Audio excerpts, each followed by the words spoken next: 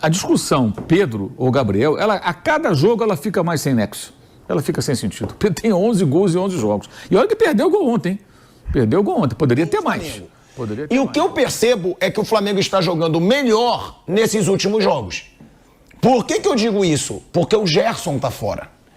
Será que tem como o Gerson sair desse time? Porque quem tá jogando, o Luiz Araújo também tem entrado. O Flamengo tá jogando bem.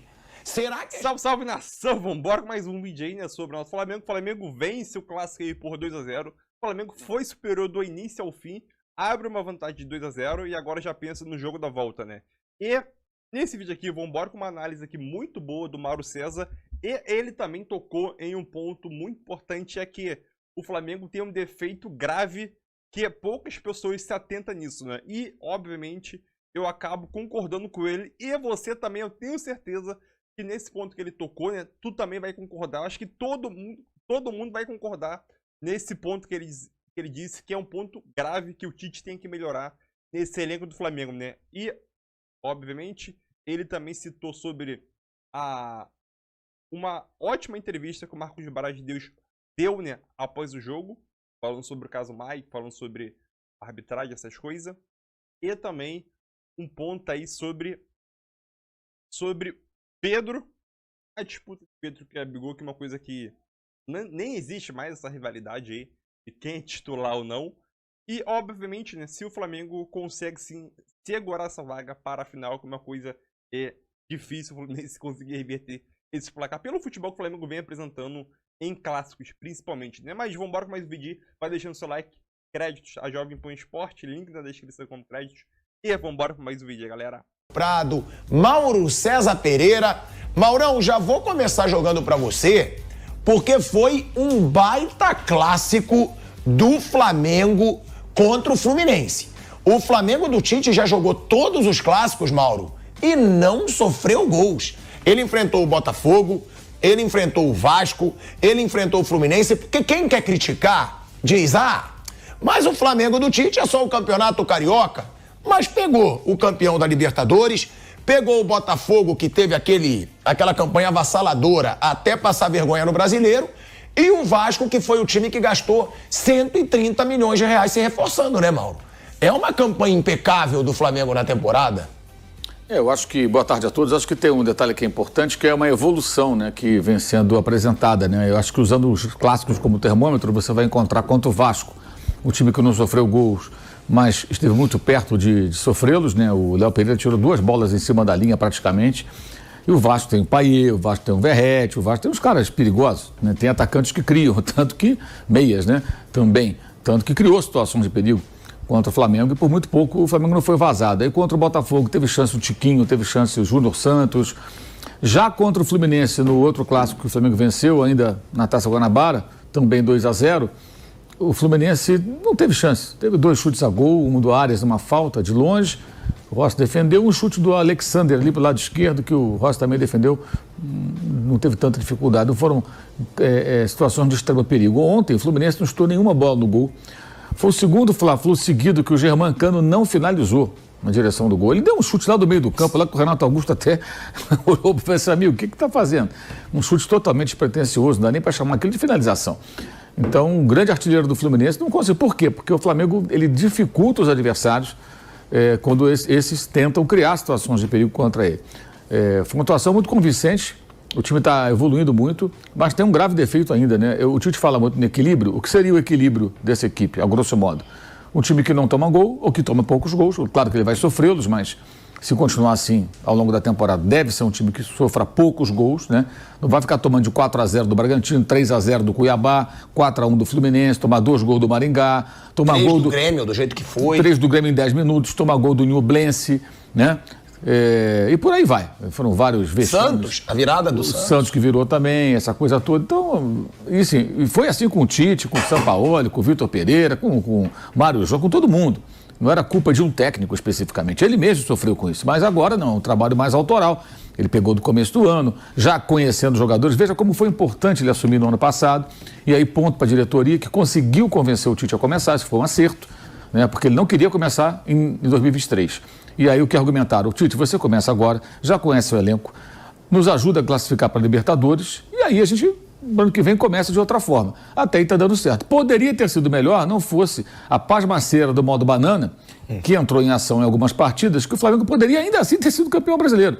Perdeu o título por conta de atuações ridículas, tomando 3 gols do Atlético, 2 do Santos, que foi rebaixado, e 3 do Grêmio, com o Tite. Foram derrotas vergonhosas que eu ponho na conta do Tite só do Atlético. Ele escalou muito mal. Mateuzinho, o Wesley fazendo lambança, escalou mal o time, não foi bem. Dos outros jogos, acho que a responsabilidade maior foi dos jogadores, né? Mas, então, agora é um trabalho mais maduro. E o que é que falta para esse equilíbrio chegar? O time aproveitar as chances que cria. Perde muito gol, hein? Perde gol demais, é impressionante. Perde gol demais. Ontem, inclusive, os jogadores do Fluminense pareciam meio atônitos, né? Porque o Renato Augusto sai no intervalo, aí ele fala, não, porque temos que aproveitar as chances. Que chance? Não teve chance nenhuma. O Pedro deu uma bicicleta que foi na trave, o Fábio defendeu a bola do Ayrton Lucas, que até desviou, defendeu uma outra bola perigosa do Cebolinha. Do Pedro? Do Pedro. O Pedro cabeceou uma bola rente à trave, cabeceou uma outra fraca, aquele gol perdido, que ele cabeceou sozinho na pequena área, né, num erro até do Thiago Santos. Entre ele e o Guga, cabeceou sozinho, mas cabeceou fraco. Foram várias chances claras que o Flamengo teve no primeiro tempo. E o Fluminense, durante os 15 minutos iniciais, o Rossi não apareceu na transmissão do jogo. Quem estava olhando para a telinha, televisão, computador, celular, o que for, não via o Rossi. Qual a cor do uniforme do Rossi? Ninguém sabia. Então o Flamengo teve realmente amplo domínio. Aí houve um momento do segundo tempo, o Fluminense voltou mais agressivo. E aí acho que tem um ponto que é importante, que é o pessoal do Fluminense está dizendo, não, o Fluminense estava dominando quando o Thiago Santos foi expulso. Gente, mas aquilo está no roteiro do jogo. O Flamengo recua, traz o Fluminense, eles vão vir com tudo, vem para cá, vem. E prepara o contra-ataque. E mete bola. Aí o Thiago Santos sai jogando errado. Ele não tem a qualidade do André, que faz esse papel de zagueiro para saída de bola quando o time está perdendo. Não, o André estava suspenso. E aí ele erra um passo, o Flamengo recupera a bola no Everton Cebolinha. E aí ele faz uma falta duríssima e o árbitro não expulsou teve medo de expulsar direto, porque era óbvio o cartão vermelho. Precisou o VAR chamar, quando chamou ele acabou dando cartão para o jogador do Fluminense. E aí o jogo evidentemente muda completamente, o Flamengo fica com total controle da partida, com um homem a mais. E o 1-0 no final, depois que acabou sendo 2-0, ainda assim foi muito barato. O Flamengo teve a chance até de golear ontem. A disparidade entre os times ontem ficou muito evidente. Eu acho que o Fernando Diniz foi muito mal no jogo e muito mal em momentos da entrevista, com uma dificuldade muito grande de reconhecer algumas escolhas que comprovadamente não deram certo.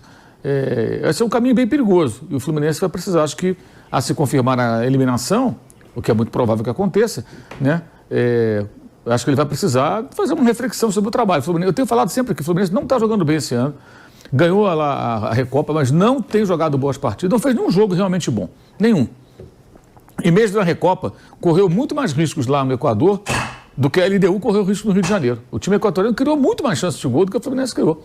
E lá escapou demais, perdeu só de 1-0, conseguiu fazer 2-0, né, numa bola alçada, bem lançada pelo Samuel Xavier, que o Arias cabeceou, e um pênalti bobo lá que o menino lá do Equador fez, e acabou o Fluminense ganhando por... Mas não jogou bem. E ontem foi muito dominado.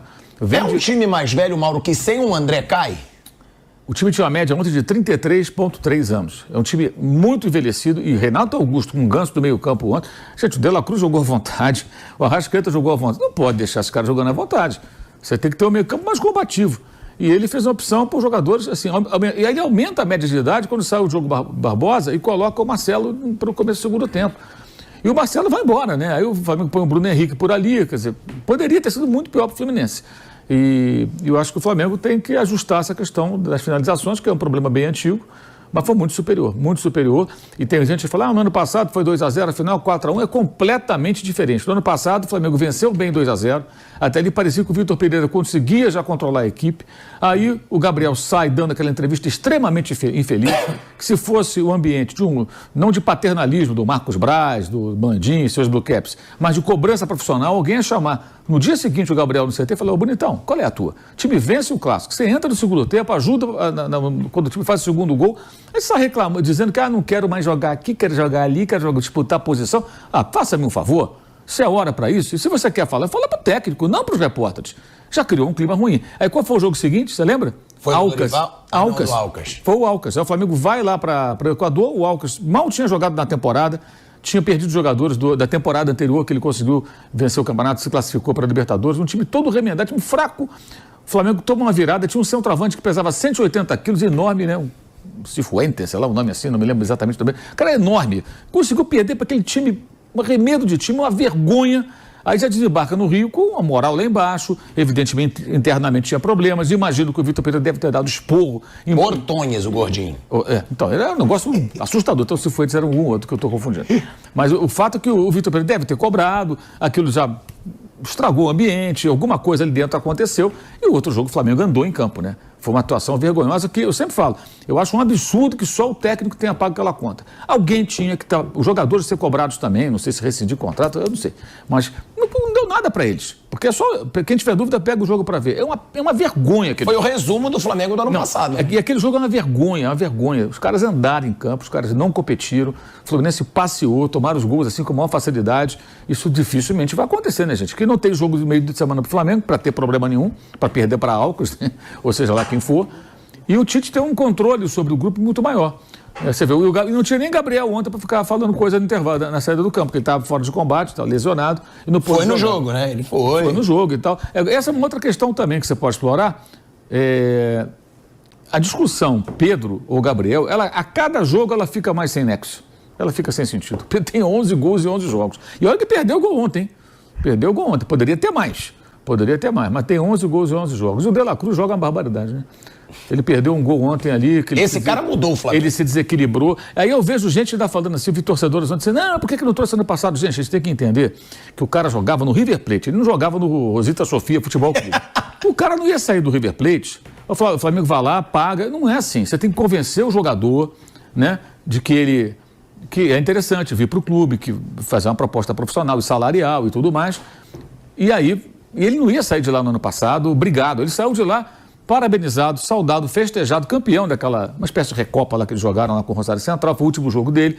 Deu várias entrevistas, todo mundo agradecendo a participação dele. Os caras entenderam que era o momento de dar um passo, né, para ganhar mais, para seguir para um outro mercado e tudo mais, e ficou tudo bem. Pegaram uma bela grana, o Flamengo pagou a multa rescisória, todos ficaram. Agora, ano passado, ele não viria. E mais, o De La Cruz naquela bagunça ano passado, ele é o quê? O Superman vai resolver? Não ia resolver, gente. Não tem como. Agora não, ele chega num time organizado, o técnico tem um controle, se despediu do outro clube lá do River Plate numa boa, sem problema. Então, assim, as coisas não são tão simples assim. E muito boa, eu estou elogiando o dirigente hoje, tem que tomar cuidado. Muito boa a palavra do Marcos Braz sobre o episódio Maicon, na coletiva que eles deram na sexta-feira, na apresentação do Léo Ortiz. Foi sexta, né? Foi. Então, assim, foi depois do programa, então, a primeira oportunidade que eu tenho de falar aqui no Jovem Pan a respeito. Ele foi muito bem quando ele falou, alguém acha que a gente vai procurar o Shakhtar sem antes saber se o jogador tem interesse de jogar no Flamengo e tudo? Acho que a gente é juvenil para fazer isso.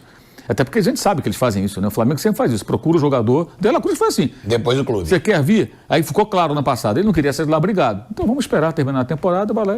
O Léo Ortiz é a mesma coisa. Você quer vir? Quero. Aí foi para cima do Bragantino, bateu até chegar num acordo. É óbvio que eles fizeram uma consulta, só que não houve acordo. Então foi vendido uma agenda positiva, que é o que de pior pode acontecer para o Corinthians. São essas notícias supostamente positivas. Que ele preferiu o Corinthians. Ele não tinha escolha. Como é que ele poderia escolher se ele não houve acordo do Shakhtar com o Flamengo? Não tinha como ele escolher, gente. E aí quando vem, eu falo isso sempre, o cara vai dizer, olha lá, a gente aí, cara, o que isso beneficia o Corinthians? Isso é cortina de fumaça, gente. O Corinthians está se despedindo do campeonato eliminado antecipadamente. Com a vergonha. É com isso que o Corinthians tem que pensar e se preocupar. Aí o perfil coloca lá, aqui é Corinthians eliminado. De novo, precocemente, do Campeonato Paulista. Faça-me um favor, né? Quer dizer, as pessoas têm que ser um pouco mais críticas e um pouco mais maliciosas também. Porque esse negócio de agenda positiva está pesado. E o Marcos Braz foi bem aí. Eu tenho só criticado, não falta motivo para te criticar, mas ele foi bem. Porque ele realmente respondeu aquilo que é o óbvio, gente. Não chega quem não quer, entendeu? As pessoas têm que começar a olhar as coisas com um pouco mais de uma lupa, né? Para ver se conseguem perceber. Ô Mauro, antes de chamar o Bruno e o Flávio, uma pergunta, que o De La Cruz, ele mudou esse Flamengo, né? O De La Cruz mudou o Flamengo. E o que eu percebo é que o Flamengo está jogando melhor nesses últimos jogos. Por que eu digo isso? Porque o Gerson tá fora. Será que tem como o Gerson sair desse time? Porque quem tá jogando, o Luiz Araújo também tem entrado. O Flamengo tá jogando bem. Será que a escalação vai ter o Gerson no banco ou você acha que mesmo assim o Gerson, quando ele voltar, ele vai barrar alguém? Porque eu tenho gostado do Flamengo do jeito que tá. Você tem ali o Pulgar e o De La Cruz e os jogadores jogando abertos ali com o Pedro. Ali acho que tem uma posição pro Gerson que é o lado direito ali. Do Luiz Araújo. Do Luiz Araújo, que destoa, né? Eu acho que o Luiz Araújo é um jogador de um nível abaixo dos titulares do Flamengo. Ele é muito voluntarioso, ele ajuda muito sem bola. Até em jogos como o de ontem, eu acho que é importante começar com ele. Porque é o momento do jogo que vai ter muita pressão e é um cara que vai correr, vai voltar, vai marcar, vai trabalhar sem bola o tempo todo, vai deixar tudo em campo. Só que ele faz muitas escolhas erradas, né? Ontem ele é substituído depois de uma bola que ele pega do lado direito, ele não chutou, não cruzou, fez um sei lá o que com a bola, ele se precipita. Mas acho também que o Tite pode trabalhar melhor isso, sabe? Pô, calma, filho, vai com calma, faz assim, faz diferente, não define tão rápido, olha ao seu redor, um pouco mais de... Acho que pode lapidar um pouco, porque ele tem os seus predicados. Mas hoje, eu acho que assim, a saída dele para a entrada do Gerson, acho que é uma tendência. Mas no médio prazo, que o Gerson vai ficar uns 3 meses fora, né? Até o Gerson voltar, treinar, entrar em forma, vai demorar bastante só no Campeonato Brasileiro e nas outras competições. Então, mas eu acho que o buraco ali que existe ali para ele entrar é ali na direita. E até lá, a gente não sabe, por exemplo, como é que vai ser... O segundo volante já é o De La Cruz, né? Não tem como tirar não, eu acho que ele não vai mexer mais ali, não tem sentido. Porque ele começou com o De La Cruz mais à direita e o Gerson centralizado buscando a bola no meio dos zagueiros. Agora o Pulgar está fazendo isso, o De La Cruz joga um pouco à frente e com muito mais liberdade para circular. Eu acho que não faz sentido o Tite fazer uma mudança no posicionamento do uruguaio. Então, a chance de encaixar o Gerson seria pela direita, onde ele já jogou desde o tempo do Jorge Jesus. Como fazia, mal comparando, como jogava o Everton Ribeiro. É um ponta que é um ponta armador, um cara que joga pelo lado, mas canhoto, quer dizer, o cara que vai trazer a bola para dentro, vai abrir o corredor para o lateral, ou para um jogador que cai por ali. Mas antes disso, acho que o Luiz Araújo vai ter que bater de frente com o Vitor Hugo, que vai disputar a posição com ele cada vez mais, que o Tite já definiu que ele joga ali pela direita, é outra característica, mas é um cara que entra na área. Finalizou ontem, o Fábio fez uma boa defesa, um garoto que tem potencial, 19 anos só, e com o Bruno Henrique. E aí com o Bruno Henrique pode ser para o Bruno entrar na direita ou então o Cebolinha mudar de lado. Acho que depende de qual desempenho vai ter o Vitor Hugo e o Bruno Henrique. Então, Cebolinha e Pedro estão garantidos. Sem dúvida, sem dúvida. Acho que o Luiz Araújo que é o cara que corre risco ali com essas duas concorrências aí diretas e uma terceira que pode ser o Gerson. Agora tem um cenário também que a gente sabe que quando começar as competições não vai ter essa molezinha de um jogo por semana, né? Vai ter jogo em cima de jogo, então vai ter jogador machucado, suspenso, jogador poupado por minutagem, desgaste, o fisiologista mostra relatório, aquela coisa toda, e aí o Gerson vai acabar jogando. Mas o time está definido, acho que hoje é isso, pode mudar uma peça ou outra, mas como na lateral esquerda. Note como ontem o Ayrton Lucas insistiu de ficar em campo mesmo machucado, porque agora tem disputa por posição. Para não perder a vaga. Ele voltou para o segundo tempo sem condição, aí com poucos minutos, 3 minutos, né? Ele já estava sentindo, saiu e entrou o Vinha. O cara não quer sair porque sabe, se eu demole aqui, o cara pode ganhar o meu lugar. E voltou a ser convocado, agora pelo Dorival Júnior, porque está jogando bem de novo. Isso não é coincidência. Nisso também o Tite está indo bem. Ele quer está estimulando disputas por posição e elas têm feito alguns jogadores crescerem de produção. E hoje a gente vê um Flamengo como esse. É claro, acho cedo para o torcedor dizer vamos ganhar tudo, que tem muito já falando isso, mas o torcedor pode. Agora, esse número do Tite, Flávio, pode ir ainda mais longe, porque tudo leva a crer que o Flamengo pode até encerrar esse Carioca sem sofrer gol. Olha, Pilhado, boa tarde aos amigos. Eu não tomo o campeonato regional com referente de nada, realmente não. Então eu estou olhando o Flamengo, a montagem do time, a maneira como o time está jogando. E dá para arriscar que o Flamengo vai brigar muito por todos os títulos. Ele é favorito em todas as competições, todas. Brasileiro só tem o Palmeiras para encarar. Você falou tem muitos, eu acho que não. Só tem o Palmeiras para encarar pela regularidade, pelo tempo de trabalho, pelo conhecimento que o Abel Ferreira tem do elenco. Mas o elenco do Flamengo é bem superior. Então eu entendo que o Flamengo é o grande favorito do Campeonato Brasileiro. Se escapar dele é Palmeiras. Nos mata-matas, um time com essa regularidade é muito difícil de ser batido também.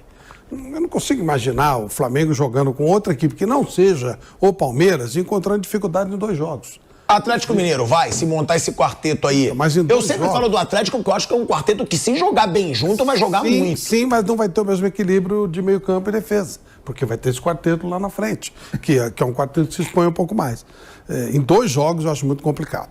Se um jogo só, pode acontecer. Em 2 eu acho difícil. Então acho que o Flamengo está montando um baita time. Onde ele vai chegar, eu não sei, essa comparação com o Jorge Jesus é bobagem, que é muito cedo, né? É outro tipo de jogo também. O time do Jorge Jesus é um time espetacular, bom de se ver jogar. Talvez o time do Tite não seja tão espetacular como aquele, mas vai brigar muito, muito. Acho que o Flamengo é favorito a praticamente tudo que ele for disputar. Não, a tudo que ele for disputar ele é favorito. Vai ganhar tudo ou não, às vezes depende de uma contingência. Mas para mim, pelo que eu vi aí, e sem tomar por base Sampaio Corrêa, nada disso. É o trabalho que está sendo feito mesmo. Ontem achei que o Diniz errou quando colocou 2 jogadores lentos no meio. Aí quando entra o Lima pela condição do Renato, o time até melhora um pouquinho, até equilibra um pouco, mas não dá para comparar o elenco do Flamengo com o elenco do Fluminense também, né? Aí, se o Flamengo acertar uma boa jornada, é tal história, o Flamengo só vai perder o torneio que ele der algum vacilo. Se ele não vacilar, e o Tite costuma concentrar bem o time, deixar o time bem focado, vai ser difícil bater o Flamengo esse ano. Vai perder muito pouco.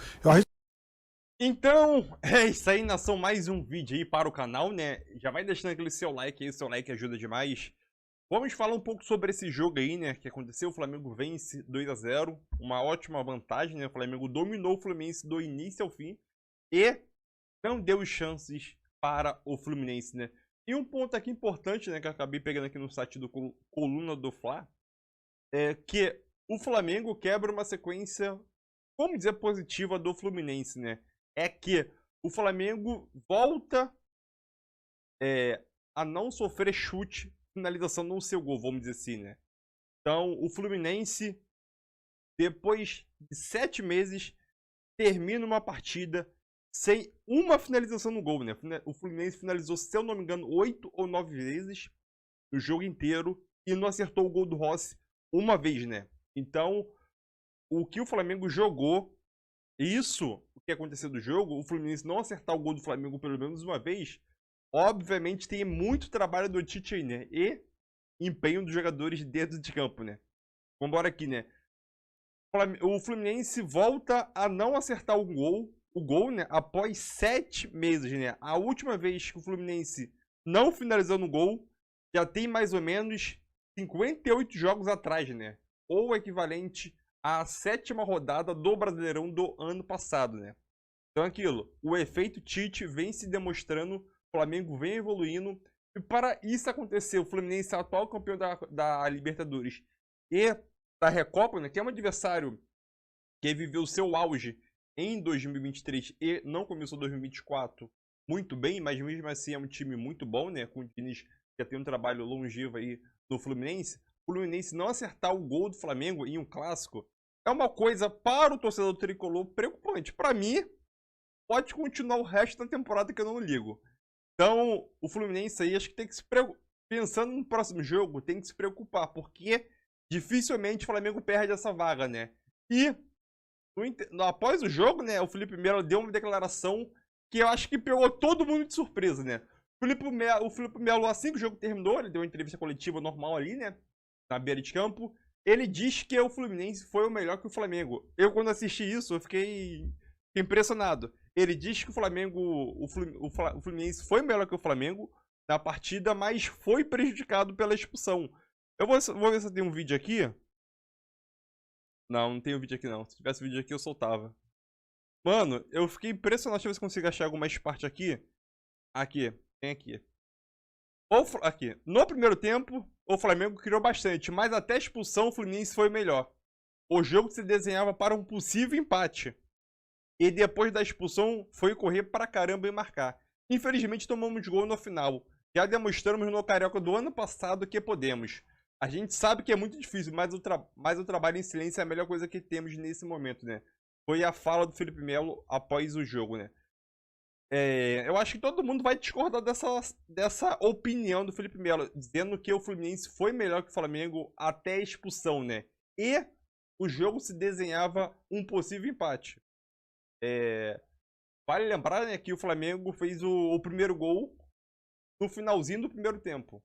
E isso que ele falou foi já foi no final do jogo. O jogo já tinha acabado.